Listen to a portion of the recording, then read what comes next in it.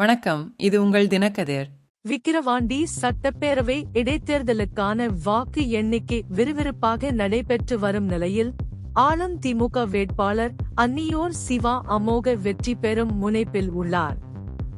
சனிக்கிழமை நண்பகல் நிலவரப்படி 12வது சுற்று வரை எண்ணப்பட்ட மொத்தம் 11,939 வாக்குகளில் 76,693 வாக்குகள் பெற்று 42,640 வாக்குகள் வித்தியாசத்தில் பாமக வேட்பாளர் அன்புமணியை விட சிவா முன்னிலை வகித்தார்.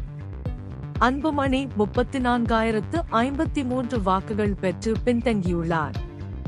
இதற்கிடையில் திமுக வாக்காளர்களுக்கு லஞ்சம் கொடுத்ததாக தொடர்ந்து குற்றம் சாட்டி தீவிர பிரசாரம் செய்த நாம் தமிழர் கட்சியைச் சேர்ந்த அபிநயா 6,422 ஓட்டுகள் பெற்றார். பனையபுரம் அரசு மேல்நிலைப் பள்ளியில் உள்ள வாக்கு எண்ணும் மையத்தில் 1,150 போலீசார் மற்றும் துணை ராணுவ படையினர் பாதுகாப்பு பணியில் ஈடுபடுத்தப்பட்டனர். இது உங்கள் தினக்கதிர். நன்றி.